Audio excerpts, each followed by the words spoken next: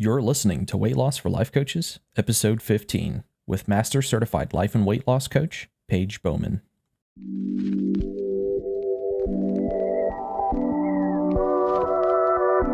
Welcome to Weight Loss for Life Coaches, the weekly podcast for coaches who are growing their coaching business and on their weight loss journey. Each week, we'll be tackling why weight loss feels hard and how to make hitting your weight loss goal the simplest thing you do all day.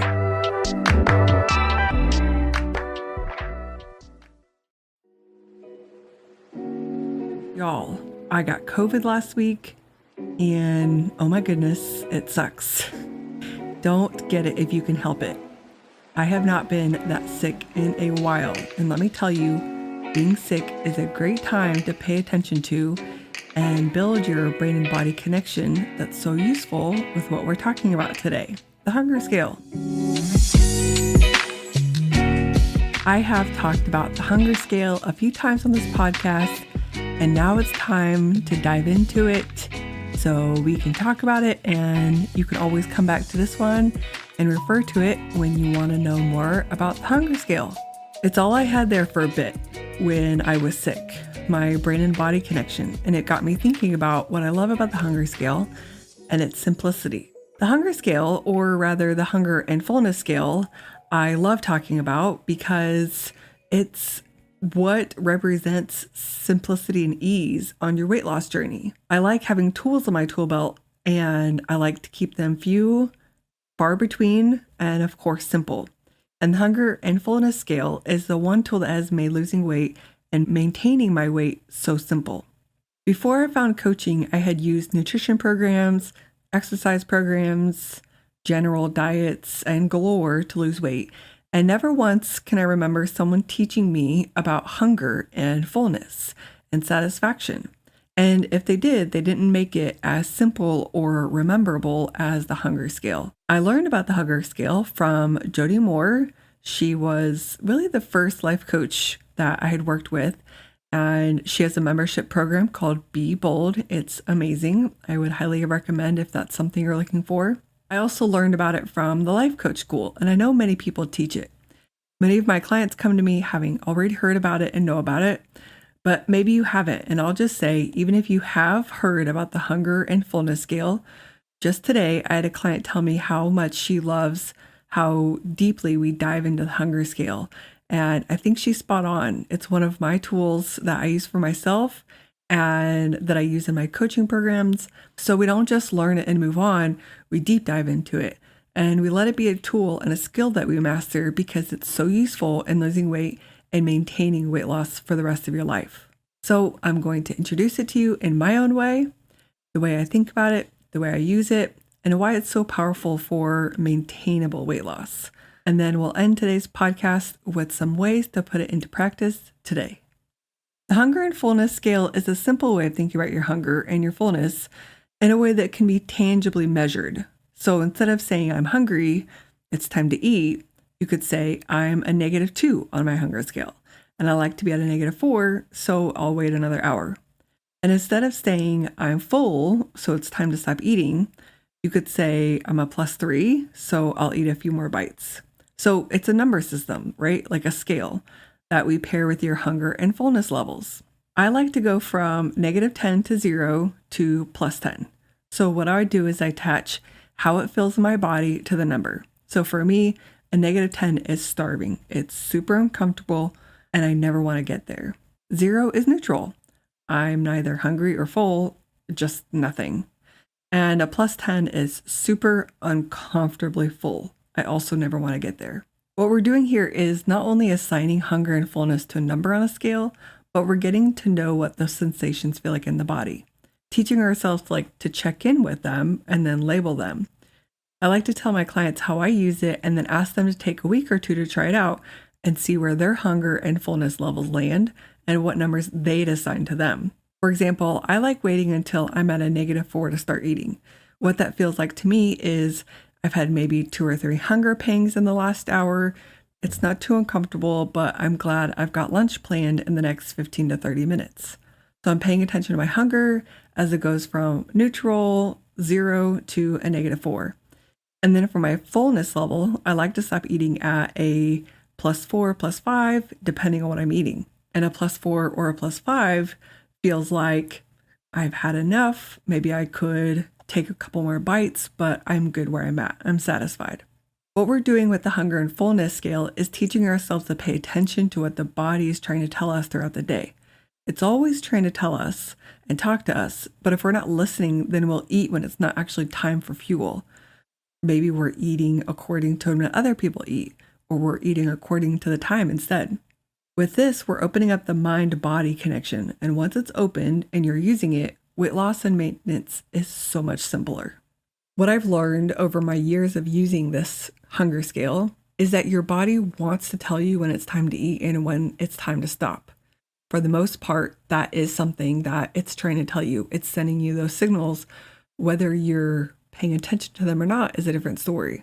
Now, sometimes certain foods can mess with our hunger and fullness hormones. But first and foremost, I want you paying attention to what your body has to tell you, even if your hormones are off due to your food. This happens to me sometimes when I have a lot of sugar and flour in my diet.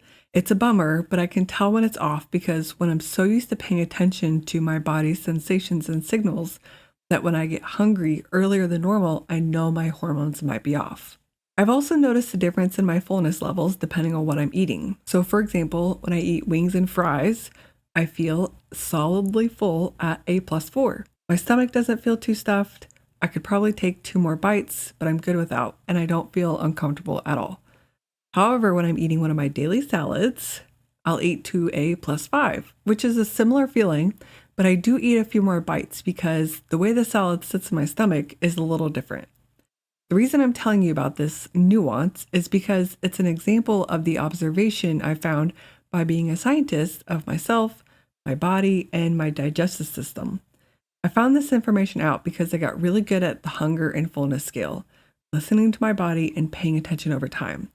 Now I get to use it to learn more about myself in this journey of being healthier and taking better care of my body over time. And of course, it makes maintaining being at my goal weight super simple because all I have to do is keep paying attention to those signals that my body's telling me and make it a habit and continue to go along with that habit of paying attention to what my body has to say, both before it's time to eat or as I'm eating. Remember in episode 1, we talked about what makes weight loss simple. It's maintainable and doable. The hunger and fullness scale is absolutely that. It's maintainable and it's doable. Your body is already sending you those signals. It already has the sensations to tell you when it's full or when it's time to eat. All we have to do is to get you to start paying attention to them, to make it a habit to pay attention to them, and to make your body sending you those signals what has you start eating and stop eating instead of what you're using as a signal to start eating and stop eating now. As you get to practice the hunger and fullness scale, you'll also be able to change it a little bit depending again on what you're eating or how your hormones are doing with depending on what kinds of foods you're eating, and also maybe change them depending on are you losing weight, are you gaining weight, or are you maintaining. So the hunger and fullness scale, it's not just to lose weight, but it's also to help you maintain weight or put weight on if you want to, because you're paying attention to whether your body is full, whether it's digesting, or whether it's been empty for a while. My number one reason for loving and of course teaching the hunger and fullness scale is it's natural. So you don't have to take your food journal with you, or you don't have to know exactly what foods are available to you, and you don't have to have the right amount of information about food in your body to be able to listen to your natural body's way of telling you that it's hungry and it's time to stop eating. For example, if you go on vacation or you're not feeling well, if you're practice at listening to your body and understanding the signals that it's trying to tell you, then you'll be able to listen to your body and make decisions from there. You'll be able to stop eating when your body is done and satisfied instead of eating past full because you've gotten good at listening to what your body has to say. And to take it to the next level, when you are practice at using the hunger and fullness scale and you're practice at listening to what your body has to say and really opening up that mind-body connection, then you can take it to the next level and start tweaking what you're eating to maybe change the times when you get hungry if you want to eat at a certain time, like with your family. Or you can start changing the kinds of foods you're eating depending on if they keep you full for as long as you want to be full for. And of course, it's not only just knowing your hunger and fullness levels, but actually using them that helps you lose weight if that's your goal. If right now, for the most part, you're eating when you're at a 0 and your body's at neutral, it's not hungry yet, but that's when you are eating, when you get to know what it means to actually be hungry and to trust yourself that you'll listen to that first or second hunger pang and then you can go eat, then you are having your body what I like to call dine in, where it's eating up the fat stores it has inside instead of consuming more food for it to store that. And if your goal is to lose weight, the goal then is to have the body go ahead and dine in and eat up its own fat stores. And of course, if your goal is to maintain or to gain weight, that changes a little bit. But when you are practice at listening to your body's signals and understanding what it feels like when you're actually hungry, what it feels like when you're neutral, and what it feels like to be satisfied or full, then you can start really changing the way you're planning your food and when you do start eating and when you stop eating. And then you can use that to help you lose weight, which is what I do. And that's what I help my clients do. When I say that the hunger and fullness scale is one of my favorite, all-time favorite tools, and it's one of the ones that makes weight loss and weight maintenance simple and doable, I really mean it. Let's talk about getting started using the hunger and fullness scale today. So whether you've heard about it before or this is your first time, here's what I want you to do. I want you to take the way I do the number system and try it out for a week. Again, that's -10 is super hungry. A 0 is neutral. Really, there's nothing going on in my stomach at all. And a +10 or +10 is really, really, really full. And then what I like is to be at a -4 on the hunger scale when it's time to eat. And what that feels like to me is maybe I've had a couple of growls in my stomach, or what I like to call hunger pangs, maybe 2 or 3. And I didn't drink water to make them go away. I just let them be. And then I know it's time to eat very soon. And then I like to eat until I'm at a +4. And how that feels like to me is I feel a good sense of fullness in my stomach, but not uncomfortable. And maybe there's 2 to 4 bites on my plate, and I know that I could eat them, but that would take me up another notch of being full. So I can stop there and I can leave those bites on my plate or give it to my husband or put them in the trash or maybe even put them in the fridge. And maybe a +6 is I have definitely eaten those extra bites and maybe some more bites. And now my pants are feeling kind of tight and I'm kind of uncomfortable. And not that that's a problem, because what we're doing here is we're getting to know what we would call that number on the hunger and fullness scale. And we're asking ourselves to pay attention to how our body feels. And then we're assigning it a number. So I want you to take my way of doing the hunger and fullness scale and start assigning numbers to the way your body feels before you eat and maybe after you eat this week for each meal. And I want you to write out what your number is when you realize it's time to eat and how you knew it was time to eat. Did you feel a couple of hunger pangs? Did your stomach growl? Did you actually not feel that yet? And so maybe you were at a 0 or a -1. And what did that feel like? And then when you stopped eating, what was it like in your stomach? How did you know it was time to stop eating? What's it feel like in your stomach? And what number would you give that on the hunger scale if you were just guessing? And that's a really important point that I want to get across as you go to implement that this week or whenever you're listening to this, is we're just experimenting. We're being scientists, we're observing, we're getting to know our body. Really, what I'm having you do is using this hunger and fullness scale is having you really listen and check in with your body and open up that mind-body connection intentionally on purpose.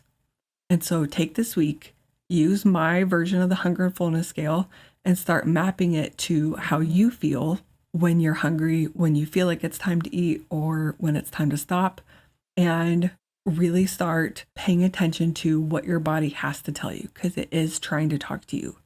Let this week be a week where you open up that mind-body connection and you really start listening to what your body is telling you and what kinds of sensations it's got going on. For today's powerful questions, I want you to use it as you implement the hunger and fullness scale. And that's really asking, where do I already pay attention to my body's signals? What do I already know about my mind-body connection? How is that already open? I'm telling you, you already do have a way of listening to your body and when it's trying to tell you something. And so really what we want to be thinking about here is, where do I already listen to my body really well? Or where does my body already do try to tell me when it's time to start eating and stop eating, even if I don't really pay attention to it, or I don't use that as the reason to start eating or stop eating. And so again, it's putting on that observational scientific hat. We are our own experiment that we get to learn from and get data from and grow and evolve. And so what we're thinking about here is, how is that already happening as I go implement the hunger and fullness scale this week, as I go purposefully open up that mind-body connection even more this week. Okay, that is the hunger and fullness scale episode. It was time for that to be put out there. Get that on the podcast so you can come back to this one and listen to it again and practice it. And you can always send me a message on Instagram at lifecoachpageb if you have questions about the hunger scale, or you can send me an email at hello@pagewoman.com if you have more questions. And of course, if working on the hunger and fullness scale while you lose weight is something that is interesting to you and you would like to learn more about the simple and maintainable kind of tools that I teach my clients and that I used to lose 25 pounds while building my business, you can always reach out to me. You can send me a message and let me know you're interested in learning more, and we can set up a time to talk on a consult call, which is totally free, but it's one of the most powerful 1 hours you'll ever spend on the computer, I promise, where we'll talk about how we would use my simple tools to help you lose weight while you're building your business. If you love this episode, leave us a review and give us 5 stars and let other people know about the podcast so they can learn about the simple and maintainable tools for weight loss while they grow their coaching business. That's it for today's episode. See y'all next week.